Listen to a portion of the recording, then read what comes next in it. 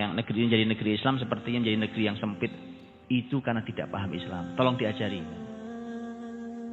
Tolong diajari. Mereka berarti tidak paham Islam. Dan begitu. Makanya hanya tadi semua ada peraturannya.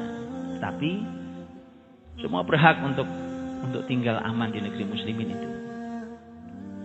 Apalagi memang di masa Khalifah Umar kan Islam sudah masuk sampai ke wilayah-wilayah Nasrani. Karena kita tahu di negeri Syam wilayah Nasrani, masuk ke Mesir wilayah Nasrani. Sampai sekarang mereka masyarakat Kristen Ortodoks zaman dulu. Muslimin masuk ke sana, bukan menghancur leburkan, membumi, hanguskan, kemudian memperbudak, gak ada. Dan konsep Umar begitu. Lihat ketika Amr bin As radhiyallahu anhu jadi pemimpin di Mesir. Kemudian anaknya Amr bin As kemudian disebutkan mukul anak Mesir yang agamanya Nasrani. Begitu orang tuanya ngadu ke Madinah pada Khalifah Umar, panggil tuh anak bawa sini, sekalian bapaknya. Bapaknya nggak salah pak, ulah anaknya. Kata Umar nggak apa-apa, dua-duanya panggil sini. Panggil datang, diapain kamu? Ini orang non Muslim loh pak, non Muslim, nggak boleh hidup damai bersama kita, nggak bisa. Mereka dizolimi itu nggak boleh. Diapain? Dipukul, pukul balik. Saya saksinya, saya saksikan, pukul. Dipukul sama dengan kamu dipukul pak. Begitu dipukul Umar mengatakan, udah cukup, sudah kau balas, sudah. Sebenarnya kalau kau pukul juga bapaknya saya ridho. Bapaknya sekali kau pukul sekali nggak apa-apa. Kemudian Umar mengeluarkan kalimat abadi. Lihat kalimat abadi. Matasta'badtumun nasa wa qad waladathum ummahatuhum ahrara. Sejak kapan kalian perbudak manusia? Dulu ibu mereka melahirkan dalam keadaan merdeka. Tak boleh itu. Lahirkan semua kita merdeka. Kemudian kalian tindas orang tiba-tiba. Gak ada. Gak ada tempatnya di negeri muslim itu.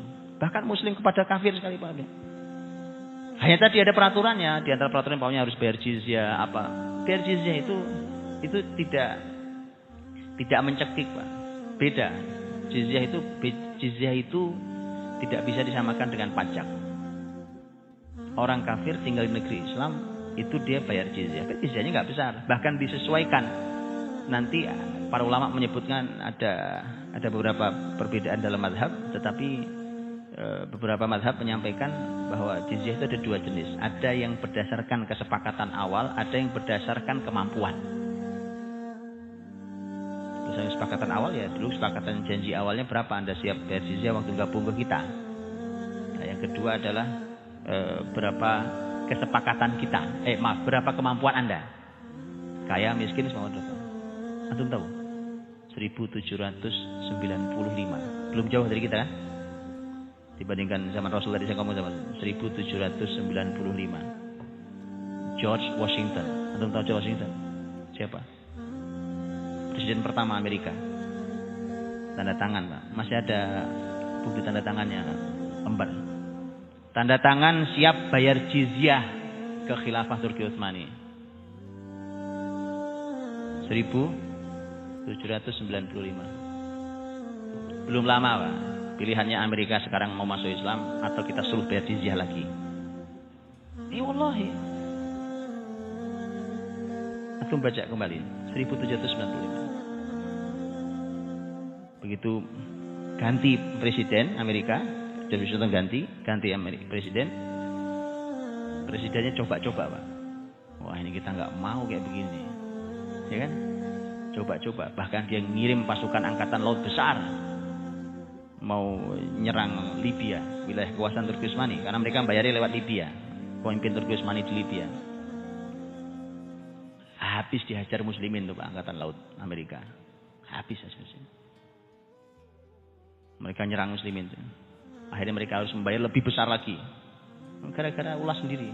Coba kita berdamai kan. Jadi belum lama Pak. Belum lama itu. Itu Islam. Dan bersama muslimin, enggak ada paksaan. Anda ingin tetap damai, tinggal di negeri ini, enggak ada paksaan Anda masuk Islam. Enggak ada Islam. La ikraha fid din itu benar. Enggak ada paksaan. Ya.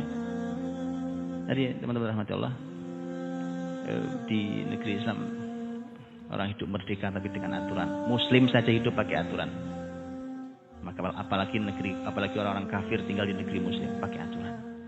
Kalau begitu damai, hidup benar-benar damai. Ayo, muslimin ini masyarakat yang paling siap berdampingan dengan masyarakat agama manapun. Itu muslimin, paling siap. Ya, tapi jangan pernah ganggu muslimin. Ya. Karena begitu muslimin bangun, apalagi ulamanya sudah meneriakkan resolusi jihad, pulang tuh ya Belanda, pulang hina, Pak. Makanya kalau ulamanya sudah marah bahaya, Pak. Ulamanya marah keluarkan resolusi jihad, malah buruk keadaannya buat non muslim. Itu jadi ulama itu nahan diri kan. Karena masyarakat bisa digerakkan itu. Makanya hidup berdampingan tadi, masing-masing taati aturan.